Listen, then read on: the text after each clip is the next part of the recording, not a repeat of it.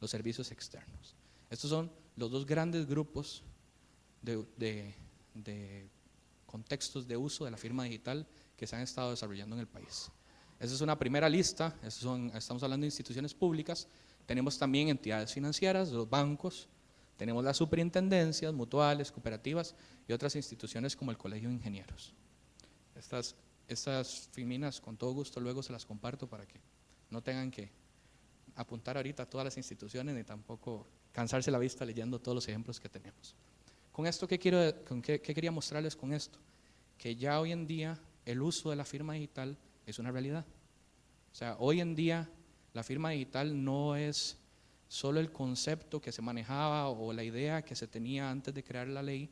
Hoy en día la firma digital es un mecanismo que se está utilizando ampliamente en el país y son 44,000 los ciudadanos que tienen la capacidad de ponerla en práctica.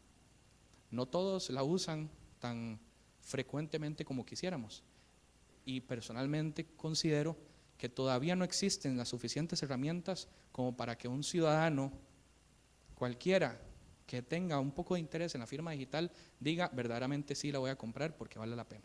Estamos trabajando en eso. Por eso desde el MISID hemos estado con muchos de ustedes, he tenido la oportunidad y el agrado de reunirme en algún momento para tratar de desarrollar e incentivar la creación de nuevos servicios o mecanismos que utilicen la firma digital. Eso es una inversión muy grande que el país ha hecho para mejorar nuestra prestación de servicios en línea y tenemos que aprovechar. Es muy bonito lo que les vengo contando de la cantidad de usuarios que están utilizando la firma digital, la cantidad de aplicaciones que están disponibles para el uso de la firma digital.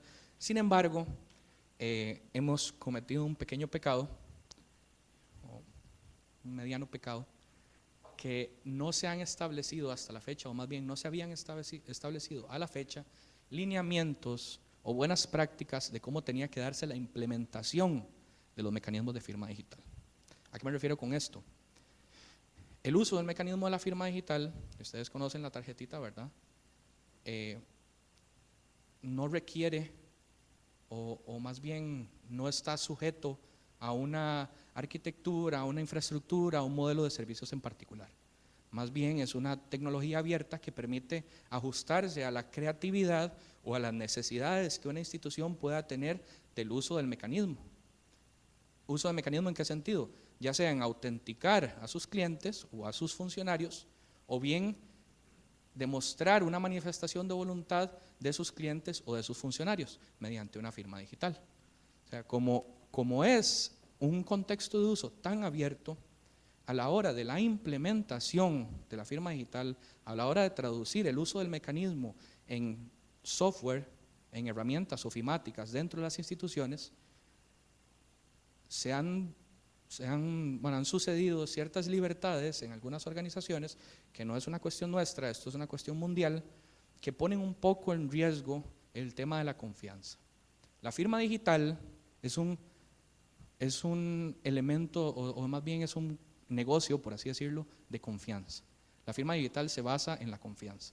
Absolutamente todo, desde el marco jurídico claro hasta la arquitectura tecnológica robusta, todo son piezas que se construyen para darle confianza a todas las partes que utilizan la firma digital.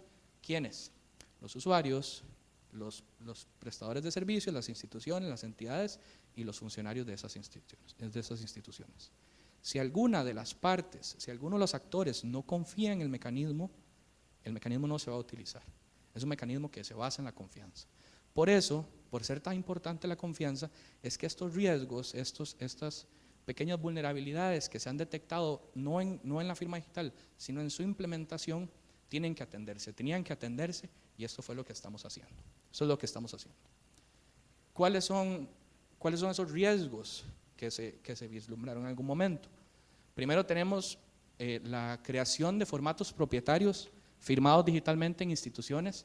Lastimosamente, ahí tenemos un problema que es, estamos creando capacidades de interoperabilidad de la información firmada digitalmente. Esto es algo que ya en el país vamos atendiendo poco a poco.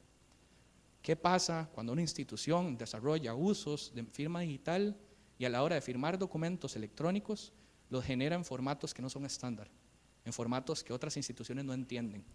¿Qué va a pasar el día de mañana Porque en un papel, con un garabato, eso no es mayor problema. A menos de que la persona tenga la letra muy fea, cuando yo envío la nota fuera de mi institución a otra institución, o sea, va a ser un poco de entender qué fue lo que escribió la persona y listo, ese papel ya tiene valor. En el mundo electrónico, como ustedes bien saben, si estamos hablando de formatos que no son interoperables, le estamos metiendo complejidad al asunto. Estamos creando barreras artificiales que más bien, que en vez de lograr que cada día seamos más ágiles y más eficientes en nuestra prestación de servicios, más bien estemos entorpeciendo las cosas. Y el otro riesgo es el uso de mecanismos de firma digital que no contemplan capacidades de verificación de la validez de la firma digital en el tiempo.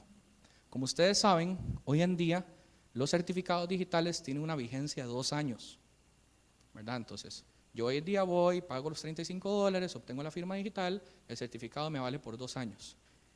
En 2 años yo tengo que hacer un ejercicio de renovación de ese certificado. Las firmas digitales que yo hice durante el tiempo de vigencia del certificado son válidas, tienen valor. Sin embargo, algunas herramientas, por la forma en que implementan la verificación de la validez de la firma digital, pueden decirle al usuario, no, mire, este certificado ya está vencido, yo no creo en esa firma digital. Esto ya pasa. O sea, hay herramientas que todos tenemos instalados en nuestras computadoras que soportan firmas digitales que tienen ese pequeño defecto. Entonces, estamos creando firmas digitales que tienen capacidad de verificar la validez de dicha firma en el tiempo. Ese es otro de los riesgos que hay que atender. Y el tercer riesgo es, hoy en día es muy bonito porque tenemos los servicios de listas de revocación o CSP para la verificación en línea del estado de un certificado. Les recuerdo que la firma digital, bueno, yo firmo mi acuerdo de suscriptor con la entidad certificadora, donde yo digo que voy a andar la tarjeta siempre encima, que nunca se la voy a dar a nadie, que nunca voy a compartir el PIN, pero resulta que el día de mañana yo pierdo la tarjeta o me la roban, yo tengo la obligación contractual de llamar a un centro de servicio para reportar mi firma robada para que mi certificado lo revoquen. La revocación es análogo a lo que hacemos cuando nos roban el celular o cuando nos roban una tarjeta de crédito o débito, que es inhabilitar el uso futuro del mecanismo. Entonces, en firma digital, el estado de revocación de un certificado, o saber si un certificado se encuentra utilizable en un determinado momento del tiempo, se puede hacer en línea. Lastimosamente, hay ciertas herramientas que cuando no están conectadas a Internet para poder hacer la verificación en línea del estado de los certificados, nada más se lavan las manos y dicen, no, yo no creo en este certificado. Imagínense ustedes un juez que reciba un documento de estos firmados digitalmente, que ese día tal vez en el juzgado no haya Internet, y la aplicación en el momento en que lo abre le dice, no, yo no sé si ese certificado no es válido. En vez de estar facilitando el mundo, venimos a meter una nueva variable que va a complicarnos la vida, porque va a tener que venir el perito informático a revisar la herramienta, a revisar el estado de la validez del certificado en el momento de la firma, etcétera, etcétera, y esa no es la idea. Entonces, ¿qué estamos haciendo para poder verificar la validez de la firma digital en ausencia de la comunicación con la CA emisora? Si ustedes se ponen a ver, estos 3 riesgos que les acabo de presentar son riesgos que no tienen que ver con la firma digital per se, tienen que ver con la implementación de los mecanismos de la firma digital que hacen, ya sea las herramientas de software a la medida o las aplicaciones, las soluciones ofimáticas que todos nosotros tenemos instaladas en nuestras organizaciones. Además de estos riesgos, existen otros retos que nos planteamos en la Dirección de Certificadores de Firma Digital como entes rectores en la materia. Entonces, una de las preguntas es, ¿cómo mejoramos la emisión de la firma digital? No estoy hablando de cómo aumentamos la emisión, no, cómo mejoramos la emisión. ¿Cómo hacemos que el proceso de emisión sea cada vez más rápido, más ágil, más robusto, que se tenga que hacer menos veces en el tiempo, que con menos infraestructura podamos darle más firma digital a los costarricenses? Ese es el primero de los retos. Segundo de los retos es, ¿cómo masificamos el uso de la firma digital? Y aquí es la otra pregunta, o sea, tenemos una infraestructura instalada que al país le ha costado muchísima plata, ¿cómo hacemos para que esa infraestructura se aproveche? ¿Cómo hacemos para que esa infraestructura genere valor, o más bien genere más valor? ¿verdad? Ese es el segundo de los retos.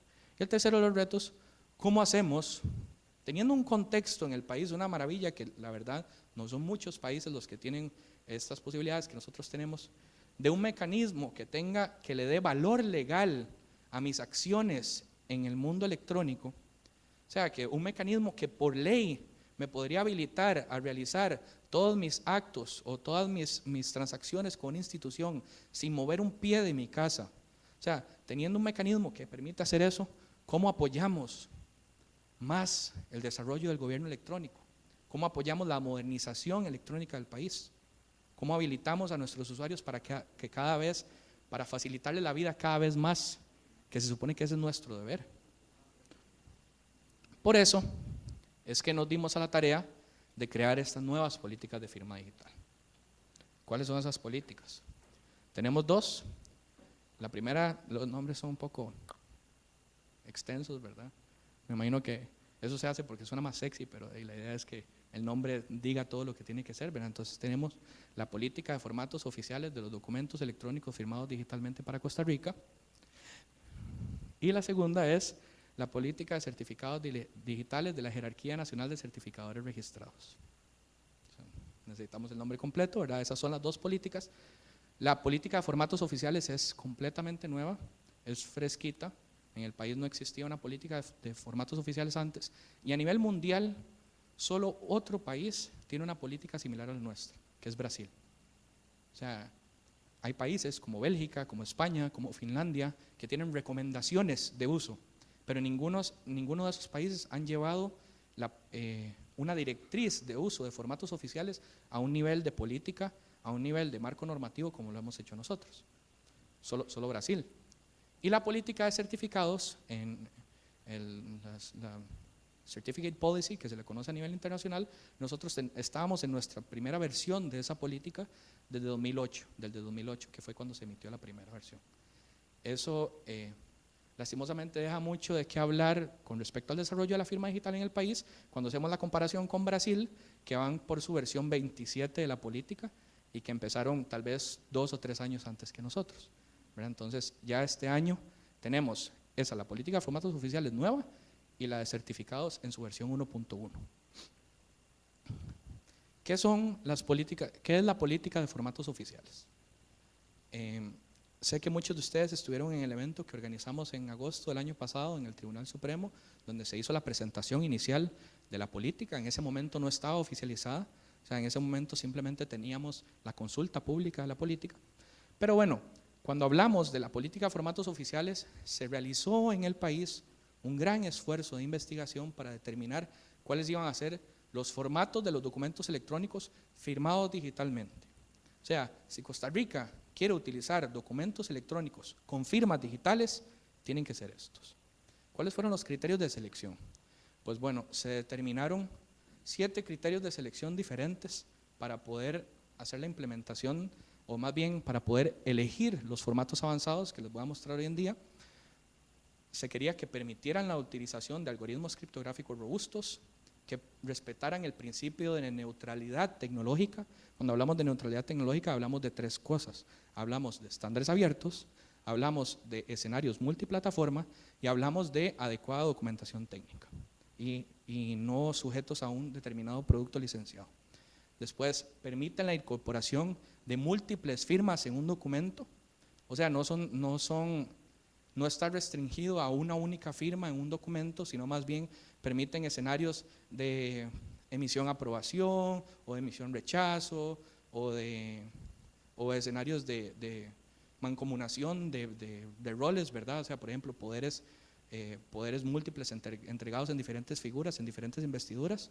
Implementan los principios de un mecanismo de firma confiable, que son 3: la garantía de la autenticidad del documento, la garantía de la integridad del documento y la ubicación fehaciente del documento en el tiempo. ¿Qué eso quiere decir? Que el documento además tiene la capacidad de ubicarse por sí mismo en el tiempo, en el momento ya sea de su realización o de su firma digital. Y finalmente especifican mecanismos estandarizados, y esta es la clave de la elección de los formatos oficiales para el país. Especifican mecanismos estandarizados, o sea, estándar, no locuras, no invenciones de ninguno de nosotros, estándares, para garantizar dos cosas: la preservación y la verificación de la validez de la firma digital asociada a un documento electrónico en el tiempo. En otras palabras, le agregan elementos a un documento que me permiten que yo ese documento lo abro hoy, lo abro en 5 años o lo abro en 100 años, y el documento por sí solo, sin necesidad de ir a preguntarle a nadie, tiene todos los elementos que me permitan decir: este documento, cuando Alex Barquero lo firmó por allá en el 2013, estaba todo bien, su certificado estaba vigente, no estaba revocado, la autoridad certificadora estaba habilitada, etcétera, etcétera. Esto se puede.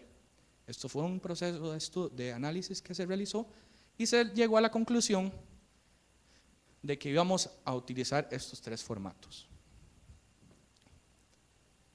¿Qué es esta cosa tan extraña?, podrán decir ustedes.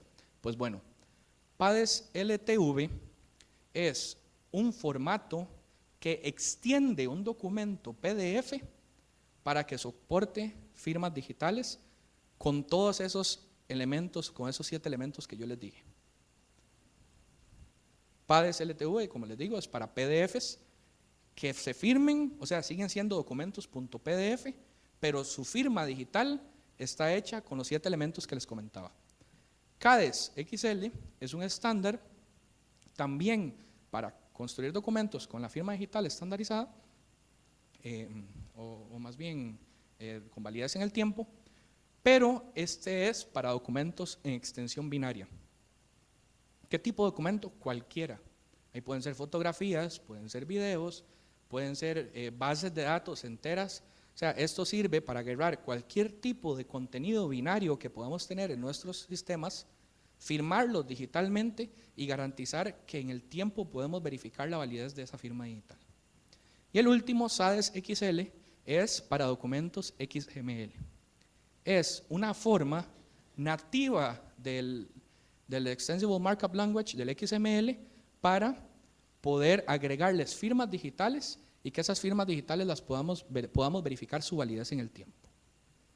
LTV quiere decir Long Term Validation, validación a largo plazo, y Extended Long Term, que es también validez en el tiempo. O sea, estos 3 estándares, que son los que definimos para el país como los formatos oficiales de documentos electrónicos firmados digitalmente, permiten todos esos 7 elementos que vimos anteriormente. ¿Cómo es en la práctica que se ve esto? O sea, esto claramente no es algo que tengamos que hacer a pie, esto es algo que lo hacen las herramientas automáticamente. Como les decía, estos son estándares abiertos, hay cualquier cantidad de implementaciones en software libre que se pueden conseguir en internet. Todos ustedes tienen herramientas ofimáticas en sus instituciones que ya pueden firmar en estos formatos, ¿verdad? ¿Qué es lo que hacen? Bueno, tenemos un documento, ¿verdad? Puede ser un documento de texto, por ejemplo, un Office, LibreOffice, un PDF, puede ser una XML como una transacción o una factura electrónica, o cualquier otro tipo de documento, una foto, un video, una base de datos, etc. Típicamente, un documento con una firma digital es el hash que se calcula sobre el documento, que se encripta o se cifra, para decirlo correctamente, con la llave privada que está en el dispositivo criptográfico, y eso es a lo que le llamamos la firma digital. Eso se lo asociamos al documento, le pegamos el certificado digital, que en el mundo físico es como decir que con cada documento que mandamos con una firma va una cédula, no una copia de la cédula, va una cédula. Tendríamos que andar una billetera llena de cédulas, ¿verdad?, para la cantidad de documentos que firmamos por día, pero en el mundo electrónico esto sí se puede. De hecho, las herramientas lo hacen automáticamente. Cuando uno firma digitalmente, se copia el certificado digital en el documento. Esto permite que un tercero, que cualquier tercero que reciba el documento, pueda verificar la integridad y la autenticidad del documento. Entonces, esto es típicamente un documento firmado digitalmente. Da integridad, da autenticidad y además da no repudio, porque la ley dice que todo ejercicio de firma digital que se haga con un certificado digital de la jerarquía es una firma digital certificada. Eso quiere decir que yo no me puedo quitar el tiro. Si por ahí aparece un documento que tiene una firma digital de Alexander Barquero, soy yo, a menos de que yo demuestre lo contrario. ¿Ok? que fue coaccionado, etcétera, etcétera, pero yo no me puedo quitar el tiro en principio. Esas son las tres propiedades que garantiza la firma digital tradicional, pero ahí no tenemos nada para ver si la firma vale en el tiempo. Ahí no tenemos nada si se desconecta la autoridad certificadora. Ahí no tenemos nada que estandarice ese tipo de documentos. Entonces, los formatos avanzados le agregan otras cositas. Le agregan los sellos de tiempo que permiten verificar la validez en el tiempo de los documentos. Los sellos de tiempo son firmas digitales que pone una autoridad de estampado de tiempo. Costa Rica tiene una gratuita. O sea, no hay otro país en el mundo que tenga una autoridad certificadora del Estado gratuita. Nosotros tenemos una gratuita en la sede del SIMPE, en el Banco Central. Entonces, con esos, todos ustedes ya hoy en día podrían estar recibiendo documentos electrónicos en sus instituciones y ustedes les podrían estar poniendo sellos de tiempo. ¿Qué es un sello de tiempo? Si no lo habían visto anteriormente, un sello de tiempo es una estampa que se le pone al documento que dice: esta es la hora oficial, por ejemplo, de recepción de ese documento. Y eso no es una hora de un servidor, no es una hora de la máquina, no, eso es una hora conectada a los satélites de servicio de tiempo del país. O sea, es la hora oficial y eso se le plasma al documento mediante una firma digital. Esto ya está disponible en el país, es gratuito, todos ustedes lo pueden estar consumiendo. Entonces, los formatos oficiales implementan una forma estandarizada de agregarle sellos del tiempo, sellos o estampas de tiempo al documento para garantizar la existencia de la firma en ese momento del tiempo. Además, le agregan las rutas de certificación. ¿Qué son las rutas de certificación? Las rutas de certificación es toda la historia de mi certificado. Mi certificado digital es como decir la cédula de identidad. El papá de la cédula de identidad de todos nosotros es el Tribunal Supremo de Elecciones. En el mundo de firma digital, el papá de mi certificado digital es la autoridad certificadora del SIMPE, que es la única que está en el país. Pero la autoridad certificadora del SIMPE tiene un papá, que es la autoridad certificadora raíz, la raíz nacional. Entonces, la ruta de certificación es, por así decirlo, el pedigrí del certificado, ¿verdad? Entonces, con eso uno puede saber que efectivamente la firma digital tiene valor en el país. Le metemos esas rutas de certificación de forma estandarizada al documento para que, sin necesidad de ir a preguntar a nadie, yo pueda saber que la firma tenía un valor legal en cualquier momento en el futuro. Y finalmente, le agrego la información de revocación. Les recordaba que la información de revocación es esa información donde yo le pregunto a la CA en tiempo real: decime si este certificado está bien. Es como que cada vez que nos presentaran la cédula, llamamos al tribunal a ver si fulanito es quien dice ser. En el mundo electrónico esto es posible y la respuesta es muy rápida, ¿verdad? Porque son servicios en línea. Entonces, cuando nos responde la autoridad certificadora, esa información se la pegamos al documento de forma estandarizada. Y esto es un documento en formatos oficiales. Eso es un documento, se llaman formatos avanzados. O sea, antes, no se lo mencioné antes, pero esto, P-ADES, C-ADES y X-ADES, PADES, CADES y SADES.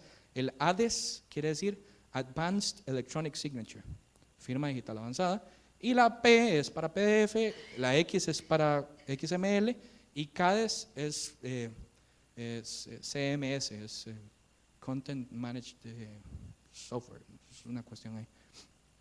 Entonces, bueno, ya vimos qué es, qué es esto, qué es un documento firmado en formato oficial. Ahora bien, la práctica. ¿Cuál es la realidad de esos formatos oficiales ya para todos ustedes, para todos nosotros en el país? Primero, la política rige a partir de su publicación, 20 de mayo de 2013. Esa fue la fecha de oficialización en Gaceta. Las disposiciones, la política tiene una serie de disposiciones. Las dos principales son: cualquier nuevo desarrollo con mecanismos de firma digital en el país tiene que contemplar el uso de los formatos oficiales. Tiene que. Esto lo estamos haciendo, recuerden, una vez más, para protegernos a todos nosotros como prestadores de servicios y para proteger a nuestros usuarios, a los ciudadanos. Entonces, todo nuevo uso de la firma digital tiene que implementar los formatos oficiales. Esa es la primera disposición. La segunda disposición es: si ya utilizan mecanismos de firma digital, tienen 24 meses para modificar sus herramientas, para cambiar sus implementaciones o sus proyectos inclusive, para que utilicen los formatos oficiales. ¿Por qué 24 meses? Porque sí, porque todos ustedes saben la dificultad que resulta para todos nosotros hacer la solicitud presupuestaria, luego la ejecución de presupuesto, etcétera, etcétera, para poder asignar los recursos internos, para poder hacer modificaciones, ir a aprender, investigar, etcétera. Entonces, tampoco aquí queríamos ir a entorpecerle a nadie en su función. Aquí lo que queremos es hacer las cosas bien y dar un tiempo prudencial para que todos nos podamos alinear.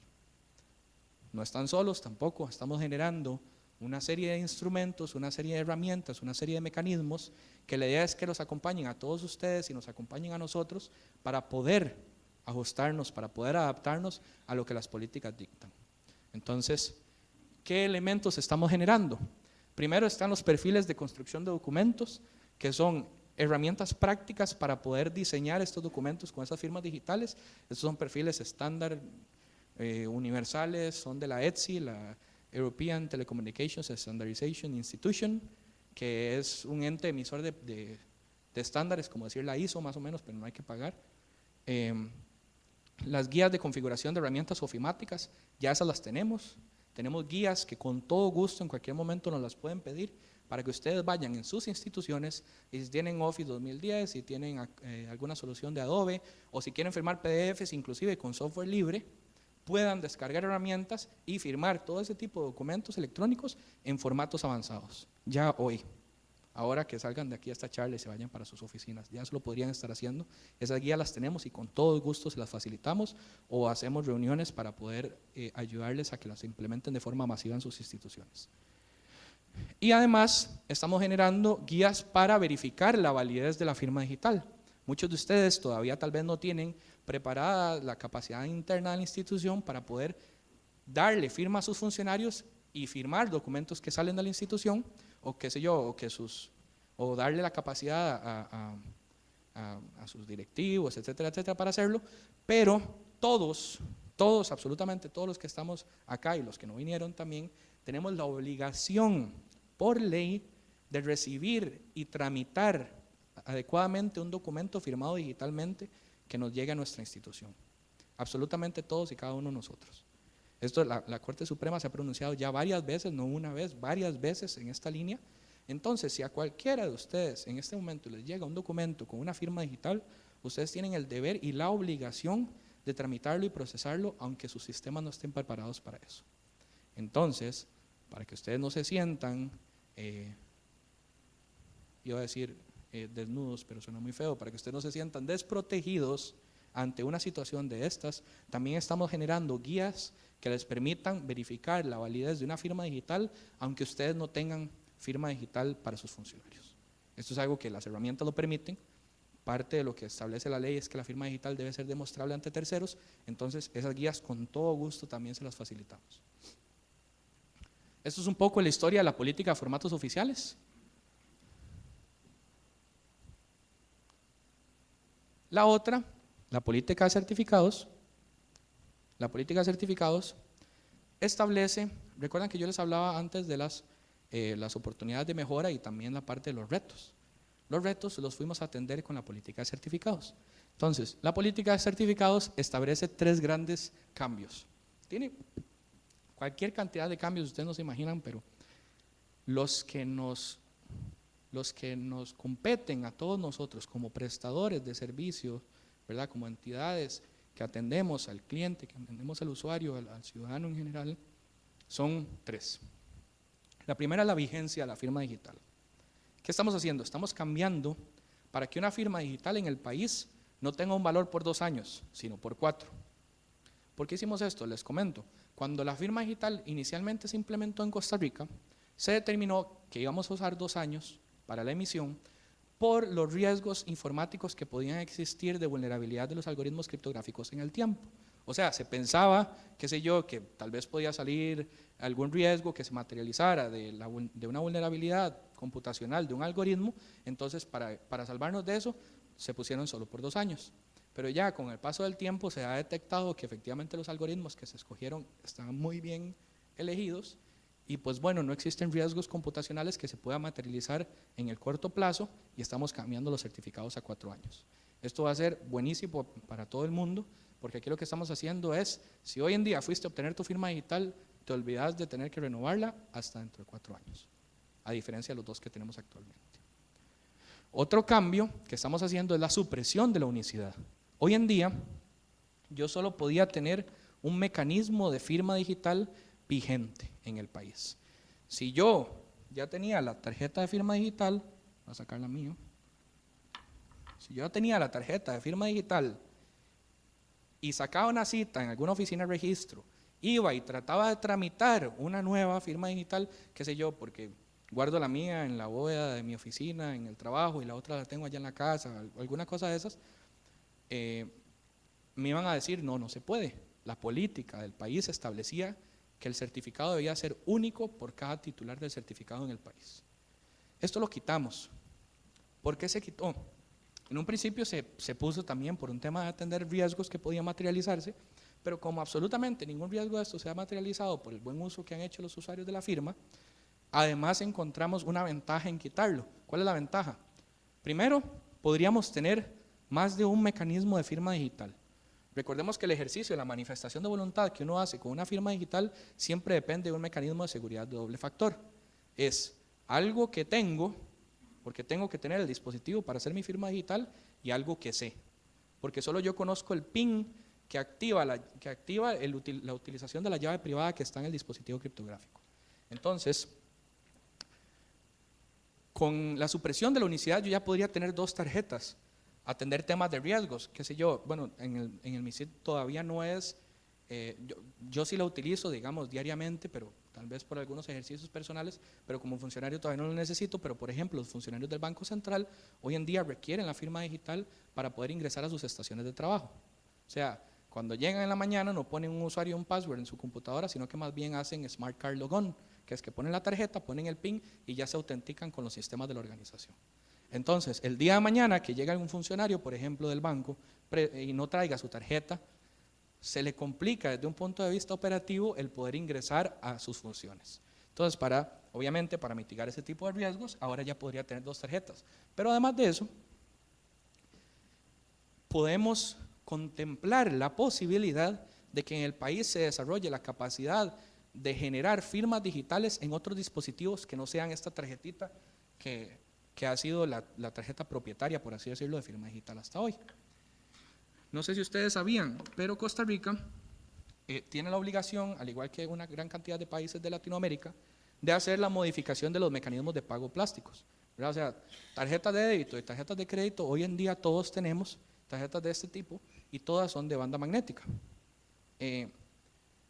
La banda magnética es un mecanismo que se identificó como riesgoso, o sea, sujeto a una serie de riesgos y vulnerabilidades a nivel internacional desde hace muchísimo tiempo.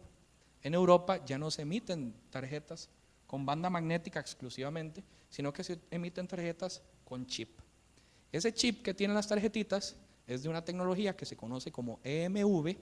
EMV quiere decir Europay Mastercard Visa, es un convenio firmado por todas las emisoras de tarjetas a nivel mundial que hacen mucho más seguro el mecanismo de pago de una persona. O sea, cuando ya yo pago, digamos, cuando yo llego a un punto de venta, a un supermercado, etcétera, y yo pago con esa tarjeta, ya no es una lectura de datos planos de la banda magnética, sino que hay un proceso de autenticación mía con el dispositivo de venta. Entonces eso hace muchísimo más segura la transacción. Pues resulta que esos chips que todos nosotros vamos a tener muy pronto en nuestras tarjetas de crédito y débito, esos chips, si se ajustan y se les hacen ciertas modificaciones, también pueden alojar los certificados digitales, también pueden hacer firma digital. Entonces estamos trabajando muy fuertemente a través de una iniciativa que coordina el Banco Central con Mastercard, con Visa, con los fabricantes de las tarjetas que se emiten en Costa Rica, para que el día de mañana, cuando nos obliguen, porque nos van a obligar a ir a cambiar las tarjetas que tenemos hoy en día, de paso nos den una tarjeta con chip que yo puedo ir a una oficina de registro y decir, hey, y métamele mis certificados aquí. Yo quiero utilizar esta tarjeta no solo para pagar, sino también para firmar digitalmente. Entonces, esto va a ser muy bueno. Esto va a aumentar el universo de usuarios potenciales de la firma digital en el país. El otro potencial usuario de mecanismos de firma digital que se habilita con la supresión de la unicidad son los dispositivos móviles. Me imagino que todos los aquí presentes tienen un teléfono celular o un smartphone, no sé si sabían, pero en Costa Rica hay más celulares que personas. O sea, Costa Rica tiene más celulares que seres humanos. Esto pasa porque muchas personas, bastantes personas, tienen más de un dispositivo telefónico, un dispositivo móvil. Entonces, en Costa Rica es uno de esos países a nivel mundial donde pasa esa situación curiosa de que hay más teléfonos que personas. Entonces, todos estos teléfonos hoy en día, para funcionar, tienen un chipcito SIM, la famosa tarjeta SIM, la que vemos ahí en la pantalla.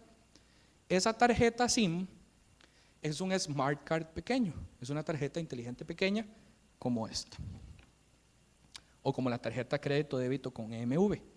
Ese chip es un chip de 8 pines básico para comunicación, SMS, conexión a redes GSM, LTE, lo que sea, pero también haciéndole unos toquecitos podríamos utilizarlo para alojar certificados digitales. Entonces, quiero que se me pegó el mío. Quiero que en este momento imaginen conmigo, ¿verdad? El sueño utópico, ¿verdad?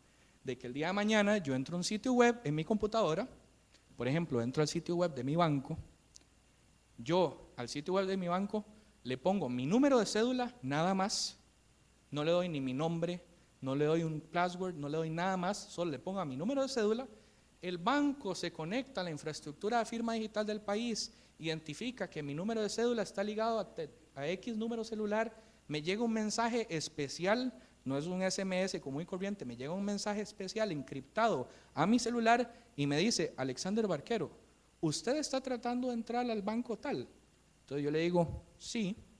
Entonces me dice, bueno, ponga su PIN. Entonces yo pongo mi PIN, obtiene la capacidad de autenticación de mi certificado digital que está alojado en mi chip SIM, que ahora es un dispositivo criptográfico, y el sitio automáticamente me dice: bienvenido Alexander Barquero.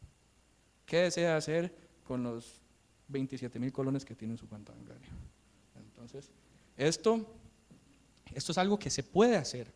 Así funciona la firma digital en Finlandia. O sea, la firma digital, todos los ciudadanos en Finlandia,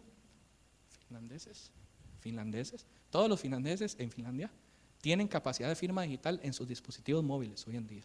Estamos trabajando, esto no va a ser mañana, o sea, claramente no tenemos la capacidad, ni el presupuesto, ni muchas cosas para poder hacerlo tan rápidamente, pero estamos trabajando para que en un futuro la capacidad de firma digital de los costarricenses esté en los dispositivos móviles. Esto es algo que podemos hacer y lo vamos a hacer. Y bueno, en el ideal, en el mejor de los escenarios para todos nosotros, el documento de identificación, nuestra cédula de identidad, el día de mañana que logremos tener un documento de identidad electrónica, no solo va a ser un documento que tiene mis datos geográficos, mi fotografía, mi huella digital y todo eso, sino que tiene también mi capacidad de firma digital, mi capacidad de autenticación, de identificación ciudadana en el mundo electrónico. Entonces ahí vamos a poder soñar en muchas cosas más, en voto electrónico, en reconocimiento automático en sitios en línea, con manejo de sesiones compartidas entre muchas instituciones, etcétera, etcétera. Se vale soñar, hay muchos países que ya están haciendo esfuerzos de este tipo y nosotros estamos tratando de dejar las piezas puestas para poder tener exactamente esos mismos beneficios aquí en Costa Rica. El tercer elemento de la política de certificados habla sobre los certificados de persona jurídica. Yo hasta ahora les he comentado sobre los certificados de persona física. ¿Y cómo estoy de tiempo? Yo hasta ahora les he hablado sobre los certificados de persona física, que esto me sirve a mí, Alex Barquero, para autenticarme con un sitio web, me sirve a mí, Alex Barquero, para manifestar mi voluntad sobre algún oficio, una nota que le mando a alguien, firmar un contrato, etc. Pero resulta que la política de certificados y la ley facultan a la Dirección de Certificadores de Firma Digital para darle forma a los posibles usos de firma digital en el país. Uno de esos usos que estamos modelando, no como una ocurrencia nuestra, sino basado en implementaciones que están proponiéndose en la Comisión Europea, en la Unión Europea, es el sello electrónico y el agente electrónico, el Electronic Agent y el Electronic Seal. Esos certificados de persona jurídica están pensados para actos no nuestros, sino de las instituciones, actos propios de las personas jurídicas. ¿Cómo funciona esto? Porque así de entrada suena un poco raro. Primero, el sello electrónico. El sello electrónico es análogo a la firma digital, pero para una persona jurídica. ¿Por qué no se le llama firma digital de persona jurídica? No, pensé que era el mío. ¿Por qué no se le llama firma digital a la persona jurídica? Porque resulta que si uno se va al concepto etimológico de firma, la firma, a la conceptualización etimológica de la palabra firma, la firma implica una manifestación de voluntad de digámoslo así, de una entidad con conciencia. Una computadora no tiene conciencia. Uno no puede poner a firmar a una computadora porque en realidad la computadora no sabe a lo que se está comprometiendo. Entonces se habla de un sello electrónico. Es análogo al sellito que le ponemos a los documentos que le garantizan a cualquier tercero, o al menos le dan la sospecha a cualquier tercero de que el documento proviene de nuestra institución. Entonces, el sello electrónico es para emisión automatizada de documentos y transacciones electrónicas. O sea, aquí no es que cada vez que la institución va a mandar un documento firmado digitalmente, alguien tiene que meter el PIN. No, esto es para ejercicios automatizados, donde no hay un acto administrativo o legal, una toma de decisiones o una manifestación de voluntad. ¿Cómo funciona esto? Entonces yo les voy a poner el ejemplo de una certificación con sello electrónico. Creo que el 99.9% de las instituciones en este país emiten certificaciones de todo tipo. ¿Qué es una certificación en la práctica? En la práctica, una certificación es un funcionario sentado en una computadora en una ventanilla que se conecta a través de un sistema a las bases de datos de la institución, que son un repositorio de información oficial, obtienen esa información, la traducen en un documento que es interpretable por un humano, lo imprimen, le ponen una firma, le ponen un sello, tal vez una estampa, papel de seguridad, lo que sea, y se lo entregan al usuario. Eso es una certificación. Si abstraemos las partes de valor, las piezas de valor de ese ejercicio, tenemos solo dos: la información oficial y la entrega al usuario con capacidad o con mecanismos que puedan ser demostrables su carácter legal o su valor legal ante terceros. Para eso es que creamos el sello electrónico, para eso es que lo estamos modelando en el país. El día de mañana, yo soy un ciudadano que estoy sentado en la comodidad de mi casa, quiero hacer un trámite con cualquier entidad, quiero obtener una certificación con cualquier entidad, que sea, certificación de estado civil, quiero obtener una certificación de notas de mi universidad, quiero obtener una constancia de X, una constancia de mis pagos al día en la municipalidad. Cualquier tipo de trámite que requiera una potestad certificadora de un ente público, que a todos nosotros nos otorga las entidades para poder emitirlas. Entonces, yo estoy en mi casa, me autentico con mi firma digital ante el sitio web de la entidad, el sitio web de la entidad recibe mi certificado digital, se conecta en línea a los servicios de listas de revocación, verifica que mi certificado esté vigente y no esté revocado. Una vez que hace ese ejercicio de verificación, le autoriza al ciudadano poder hacer la solicitud.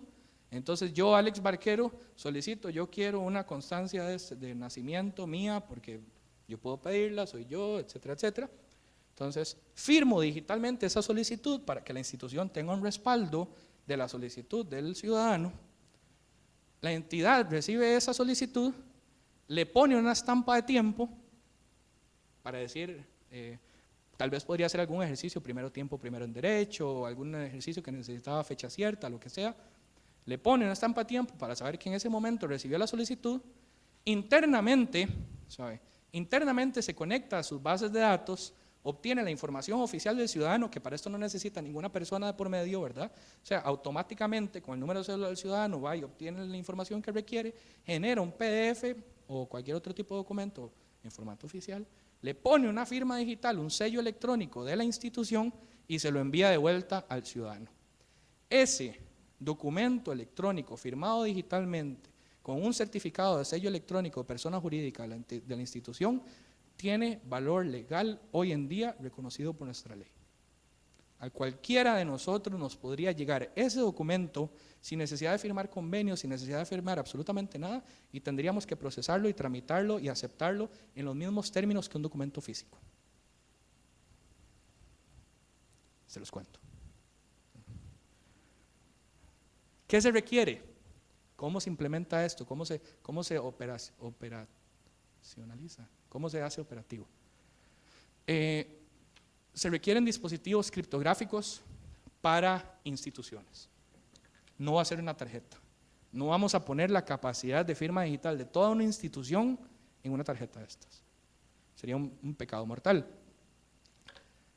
Esto se hace utilizando dispositivos HCMs o similares, que quieren decir módulos de seguridad por hardware, que son una especie de servidores que pueden hacer exactamente todo lo que hace una de estas tarjetas, que es almacenar las llaves privadas con las que se ejecutan los ejercicios de firma digital, pero que también imposibilitan el acceso o la sustracción de esos mecanismos de seguridad.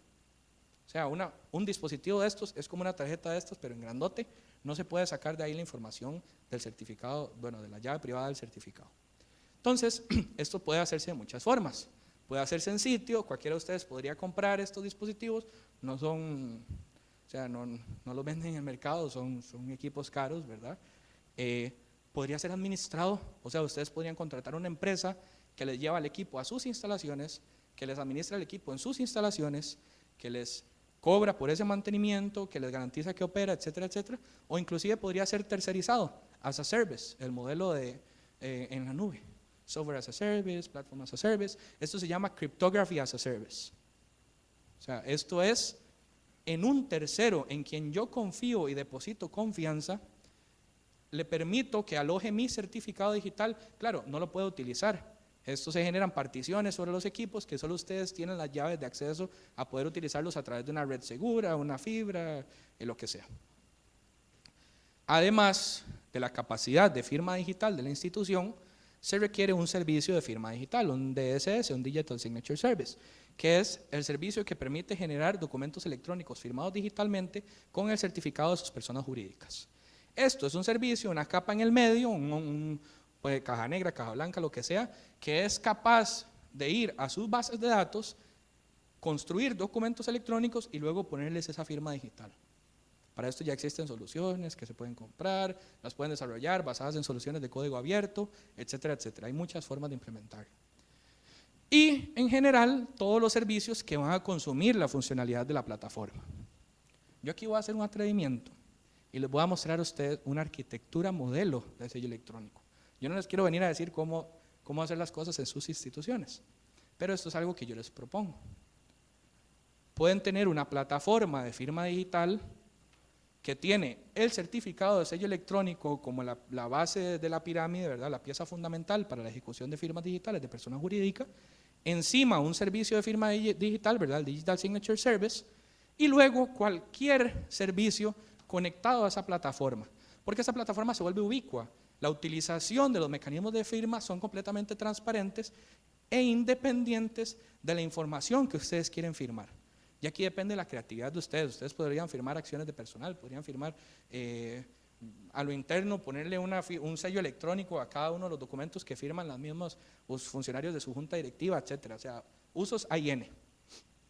Entonces, por ejemplo, podríamos tener un sistema de certificaciones que se conecta a esa plataforma, pero además podríamos tener el sistema de cobros y pagos, que el usuario cuando entra al sitio de ustedes, inmediatamente ya hace el pago de la certificación que está queriendo obtener. Eso se conecta con el sistema de certificaciones y de paso se conecta con la plataforma de firma digital para generar la información del cobro, el resguardo del cobro realizado en sus bases de datos con un sello electrónico.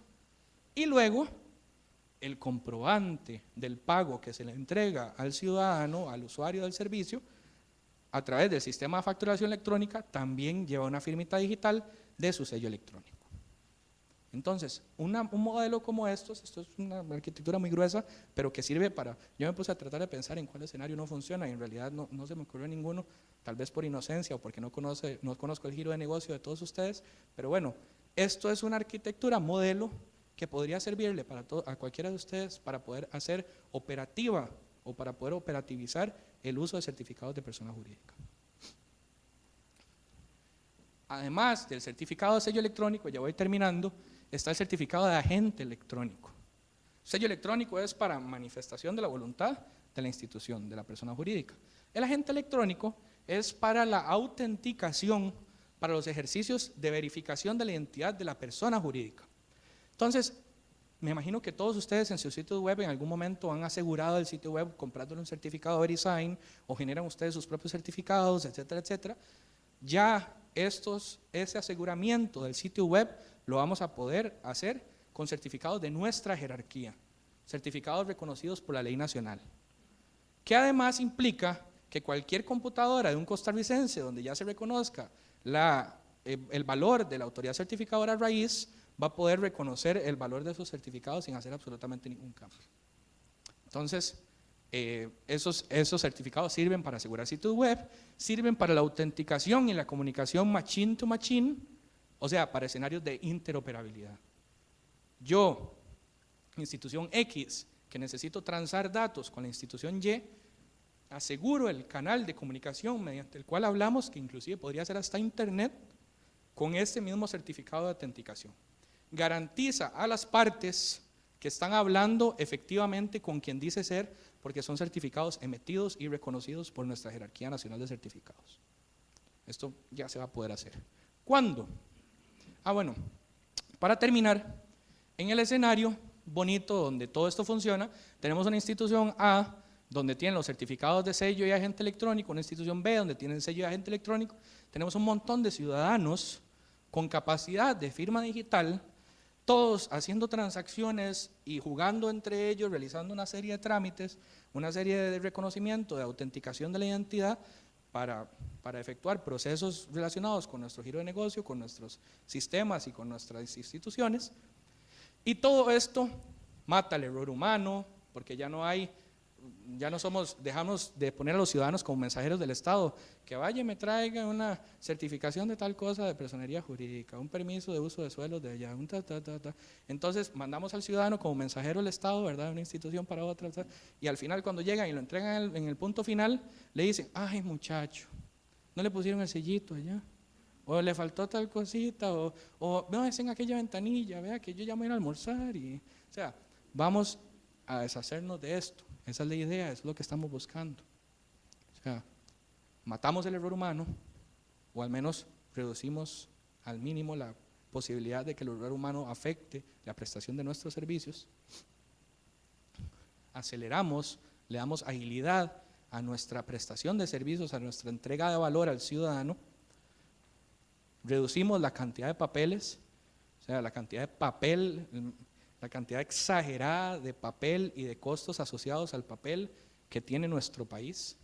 O sea, somos un país verde, comprometido con carbono neutralidad en el 2021, y usted llega a cualquier oficina y en las mesas de todo el mundo hay pilares de papel, sí, pero paredes, tapias hechas enteras de papel, que eso tiene un costo social, eso termina teniendo un costo social para el país, no son solo los arbolitos, es un costo social para el país. Y todo esto es recurso, no solo dinero, todo eso es recurso, todo eso es plata de todos nosotros como costarricenses y plata que nos entrega a nosotros como depositarios de la confianza de la administración pública del país, que deberíamos ejecutarla y utilizarla de la manera más efectiva posible, efectiva y eficiente. Entonces, ¿cómo está el tema con la política de certificados? Rige a partir de su publicación, también se publicó el 20 de mayo de 2013, no íbamos a pagar 2 veces a la imprenta nacional para poder publicar las políticas, entonces lo mandamos todo de un solo tiro, ¿verdad? Somos un ministerio con un presupuesto muy reducido.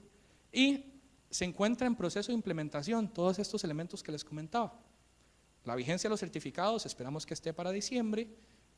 Obviamente la capacidad de emisión en otros dispositivos que no sean las tarjetas inteligentes que tenemos hoy en día dependerá de muchos factores que no me permiten darles una fecha, pero el tema del sello electrónico, del agente electrónico, sí es algo que esperamos tener lo más pronto posible. Eso no quiere decir que no se pueden ir preparando. De hecho, ya hay varias instituciones en el país que están comprando, que están creando los carteles para comprar la infraestructura necesaria, que están pidiéndole al Banco Central certificados de prueba hoy en día, para que el día de mañana apenas esté el certificado de sello electrónico, quitan el de prueba, ponen el de sello electrónico oficial, raspan los tarros y ponen a funcionar todo, y tenemos capacidad de prestación de servicios con sello electrónico en el país. Todos y cada uno de ustedes ya pueden empezar a hacer esto.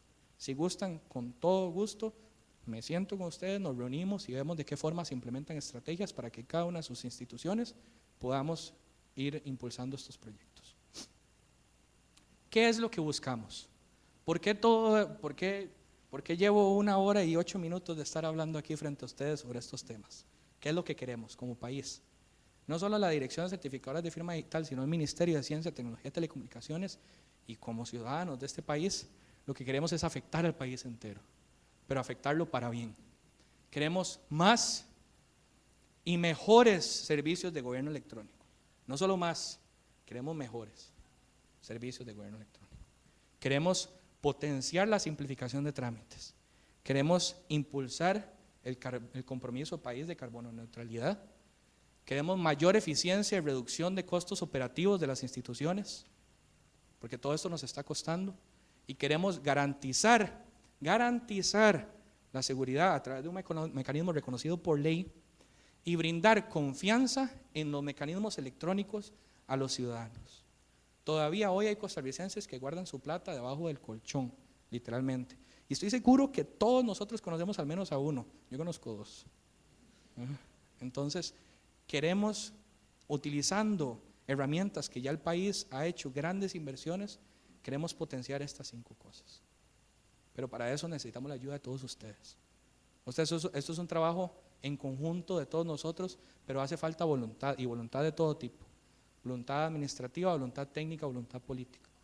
Entonces, por eso es que hoy estamos aquí evangelizando y veniéndoles a presentar todo esto, ¿verdad? O sea, la idea es que cada día seamos más los que reconocemos el valor que esto puede tener para todos nosotros como costarricenses. Y eso sería. Muchas gracias por su atención.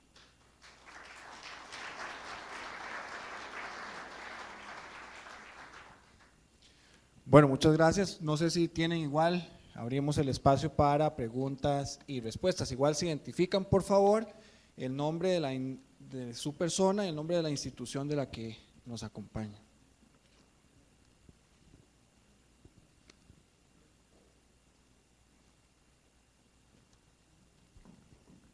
Buenos días, tengan todos. Yo soy Margarita Solís, de aquí del Ministerio de Relaciones Exteriores. Yo tengo unas pequeñas dudas respecto a, digamos, el transitorio que está en la disposición de estándar.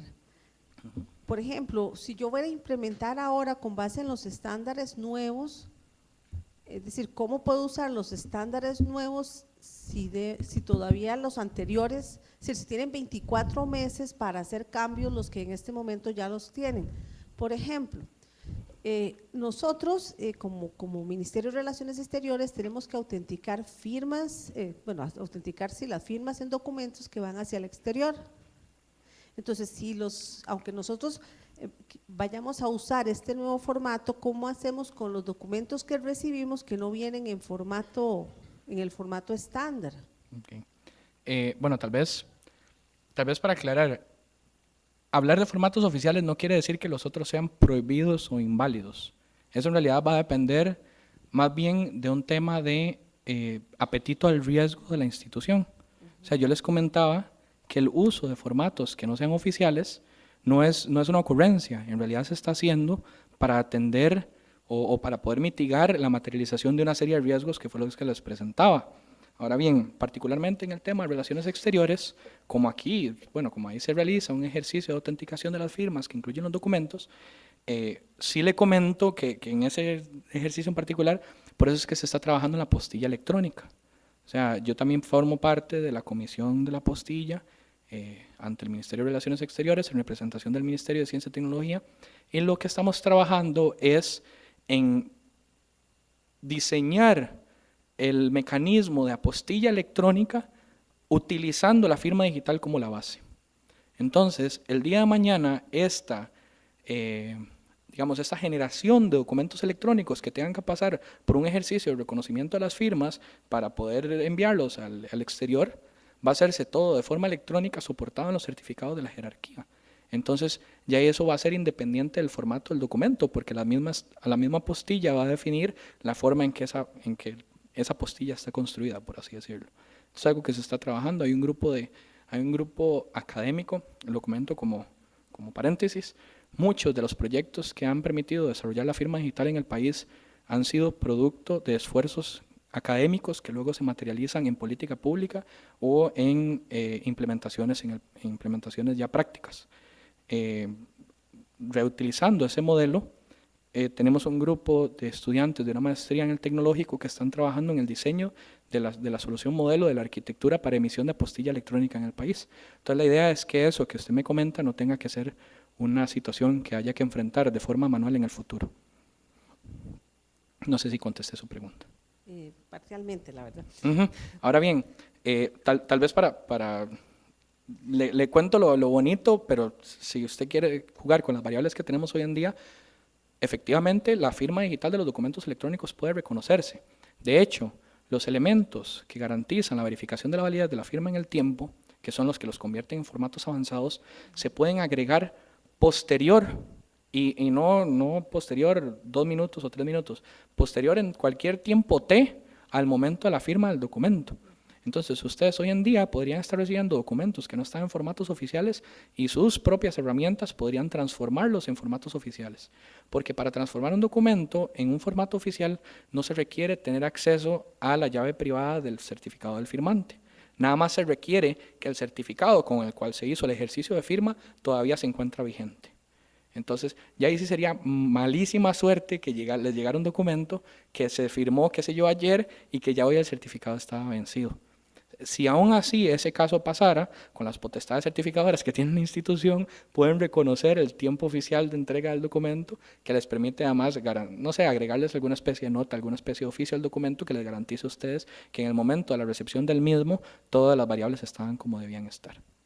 Y ahí depende más de un tema como les digo, apetito al riesgo de la misma institución. Sí, por ejemplo, digamos, un problema que hemos tenido últimamente, bueno, desde hace como un año, ya no con el problema de apostillas, sino con el proyecto que está desarrollando la gente de la Imprenta Nacional. Ajá. Que ellos pedían, por ejemplo, un montón de requisitos para que los acuerdos pudieran ser publicados en la Gaceta. En la Gaceta. Pero teníamos el problema seriosísimo del formato que utilizaba la Casa Presidencial en los documentos que genera, porque no es un documento al que usted pueda en ningún momento extraerle ni quién lo firmó, ni cuándo lo firmó, porque no es más que una imagen con otra imagen encima. Entonces, digamos que principalmente para mí el caso más serio que veo en el país, así, de los documentos que nos llegan a nosotros. Sí, la firma de acuerdos y resoluciones en Casa Presidencial. Exactamente. Sí. Con ese caso en particular sí le comento porque es un caso que se ha tenido que atender puntualmente. Y ese precisamente era el primero de los riesgos que yo les demostraba. O sea, es la generación de documentos en un formato propietario, por así decirlo, que terceros no tienen la capacidad de verificar su validez de forma nativa. Entonces, yo ya sí he sostenido varias reuniones con los encargados, los responsables técnicos de esta herramienta en Casa Presidencial y se está trabajando en dos cosas. La primera es en dotar de una herramienta que permita verificar la validez de la firma digital a cualquier tercero que reciba un documento de estos. Esto podría servir, por ejemplo, para la imprenta el día de mañana que reciba una resolución o un acuerdo firmado en esta herramienta para poder verificar la validez que tiene esa firma. Eso por un lado. Por otro, también se está trabajando para implementar ya mecanismos de firma digital en formatos avanzados en esa herramienta, para que esto no vuelva a ser un problema. Por eso hay 24 meses para hacer los cambios. O sea, por mientras sí vamos a tener que acomodarnos, pero no es que no se está trabajando. Hay muchas formas de poder atender. La otra duda que tengo es sobre la parte del agente electrónico. El agente, ok. Ajá. Por ejemplo, nosotros tenemos un servicio en la parte de la extranet que se le da a los funcionarios del cuerpo diplomático. Ajá. Ese servicio, de hecho, tiene un certificado digital de DigiCert, que es parecido a esto de VeriSign. Ajá, un DigiCert. Ajá. Exacto. Y nosotros inicialmente nos habían hablado del Banco Central. ¿Y cuándo vamos a poder disponer? ¿Hay alguna expectativa de esto? Y ¿y ese será válido en el exterior? Igual, cualquiera que lo accese de fuera no va a tener problemas. Voy a contestarle en orden inverso. Primero, cualquiera que lo accese no va a tener problemas siempre y cuando reconozcan la confianza en la CA raíz del país. Yo no veo por qué alguien que quisiera hacer negocios con nosotros, digamos, un trámite al exterior, no reconocería una raíz que está implementada y que tiene confianza en una ley nacional. O sea, de hecho, la infraestructura que implementamos nosotros, basada en el estándar, en la ISO 21188, es cumplimiento de una norma que son como 4 o 5 autoridades certificadoras a nivel mundial que la cumplen. Entonces, el hecho de que tengamos esos controles para nuestra emisión de certificados elimina cualquier problema que pudiera haber de confianza sobre nuestra infraestructura. Eso por un lado. Por otro, los certificados de sello electrónico muy transparentemente están en un segundo, de agente electrónico, están en un segundo plano con respecto a los de agente. A los de sello, perdón. Los de agente, que son para autenticación, comunicación machine to machine, autenticación de sitios web, esos van a salir después de los de sello electrónico. El enfoque país en este momento es solo los de sello electrónico porque existe un compromiso con el Ministerio de Hacienda para poder dotarlos al país para el ejercicio de factura electrónica. Entonces, como estamos trabajando a toda máquina con eso, ustedes entenderán que, como todos nosotros no tenemos los recursos, no tenemos la gente, todos con las uñas, etcétera.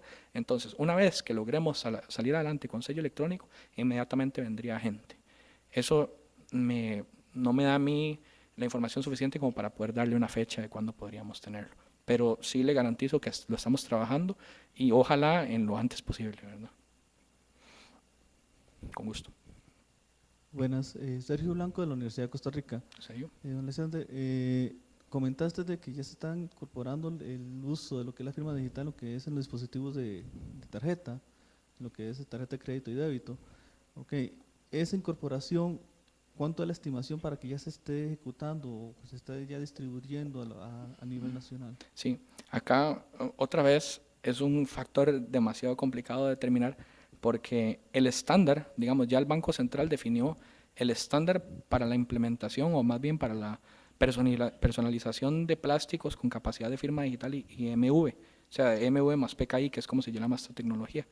Ya el estándar está, o sea, hoy en día ya los bancos podrían estar emitiendo tarjetas que tienen capacidad de firma digital. Lo que pasa es que aquí ya no depende ni del Banco Central como autoridad certificadora, ni mucho menos del MISID como ente rector de la materia, ¿verdad? Esto depende más bien de las necesidades del negocio, de las oportunidades de negocio, de la capacidad de desarrollo de proyectos de las instituciones financieras de este país. Yo sí sé, y aquí tal vez hago un atrevimiento, pero yo sí sé que tanto el Banco de Costa Rica como el BAC están poniéndole mucho, o sea, verdaderamente están trabajando para tener disponibilidad de este mecanismo lo antes posible. No por un tema de que hoy le vamos a dar firma digital a todo el mundo, sino más bien por un tema de posicionamiento. O sea, desde un punto de vista de mercadeo, para estas instituciones es importante decir, ve, ahora nosotros tenemos tarjetas más seguras que todos los demás. Y además, usted tiene firma digital con estas tarjetas. Entonces, eso las instituciones sí lo están trabajando. La fecha en que lo tengan, sí no se los podría decir con total certeza, pero ojalá sea pronto. Don Alejandro, Mauricio Méndez de la Dirección de Suministros de Recope. Aquí. Por allá. Bien. Hace unos días atrás salió un decreto ejecutivo donde se nombraba una comisión técnica entre el Ministerio de Hacienda y también Gobierno Digital. Dentro de los alcances de ese decreto decía de que las instituciones públicas debían frenar algunos desarrollos en base al avance de Gobierno Digital. Para finales del 2012, en diciembre, salió una modificación al reglamento de contratación administrativa que decía que teníamos que homologar los catálogos de las instituciones con base a Comprared. Esa comisión técnica que solicitaba información de las instituciones públicas para ver, me imagino que el futuro de la compra pública en Costa Rica, ¿esto es resultado de eso? ¿Qué va a pasar con esos desarrollos? Porque nuestras instituciones tienen desarrollos pendientes por atender, precisamente para incorporar firma digital, recibo de ofertas y oferta electrónica también, aparte de Comprared. Claro. ¿Cuál será? O sea, ¿eso es resultado de esto o qué va a pasar con nosotros que todavía tenemos desarrollos pendientes, ya casi maduros para tirarlos a la calle? Y relacionados con eso. Sí, correcto. Bueno, tal vez voy a hacer una aclaración y ya esto se extiende, más bien se sale un poco de mis competencias dentro del MISID, pero el decreto al que usted se refiere entre Hacienda, Gobierno Digital y el MISID tiene que ver con las plataformas de compras públicas. Es completamente independiente al tema de firma digital. O sea, ese decreto lo que dicta es una serie de directrices a las instituciones con respecto a cuáles deberían ser sus próximos pasos para implementar sistemas de compra pública. Entonces, yo no conozco, digamos, al pie de la letra cada una de las disposiciones de ese decreto ejecutivo. Lo que sí sé es que no toca el tema de firma digital. Eso es nada más para plataformas de compras públicas. Si usted, institución, usa actualmente una plataforma de compra pública X, tiene que ir migrando hacia Merlink, si no me equivoco, eso es lo que dice el decreto. Y si pensaba o estaba en proceso de desarrollo de alguna otra plataforma de compras públicas, detenga ese desarrollo, hablemos y vamos a ver cómo hace para que más bien se tire a Merlink. Tengo entendido que eso es lo que dice el decreto ejecutivo.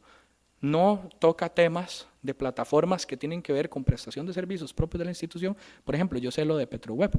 Entonces, la plataforma de Petroweb en Recope, eso es un proyecto que puede seguir caminando porque es independiente de la plataforma de compras públicas. Ahí, más bien, si quieren reunirse para hablar al respecto y todo, con todo gusto. Eso más bien, ojalá esos proyectos más bien agarren un fuerzón mientras se detienen los de compras públicas, ¿verdad? Sí, una aclaración con lo que dice Alexander, que lo aclaró bien. Ese decreto es para sistemas o desarrollos en procesos de contratación administrativa. Es decir, todo va a ser a través de Merlink, y entonces si usted tenía pensado, como dice Alexander, desarrollar un sistema, haga una pausa y busque, digamos, a gobierno digital. Si tienen alguna duda sobre eso específico, ahora nos quedamos y lo podemos conversar y le damos a quién contactar. No sé si alguien tiene alguna otra consulta, alguna otra pregunta. Por allá hay una, igual ahí está el correo electrónico de Alexander, porque con toda la anuencia tiene de seguir colaborando con ustedes y somos conscientes de que lo ha hecho ya con muchas instituciones. Nosotros estamos tirados a la calle. O sea, la idea es precisamente ver cómo podemos ayudar a que esto se utilice en serio. José Camacho, de lo que es Poder Judicial, igual en Plataforma de Información Policial. Ahora comentaste que cada persona puede tener más de un certificado. Esto sería en caso que tenga un número máximo o pueden tener 2 como máximo. Ejemplo, se da mucho que un investigador, por así decirlo, en lo que es OIJ, vaya a una delegación regional y también se está trasladando, ya sea por nombramientos o por lo que sea, a otra delegación o a otro departamento. Entonces puede ser que en esa delegación y en otra delegación y en otra delegación tenga 3 tarjetas, por así decirlo, guardadas y las puede seguir utilizando. Igual, también puede ser, ejemplo, que en la casa, la señora, se me ocurre, tenga la firma y la pueda utilizar.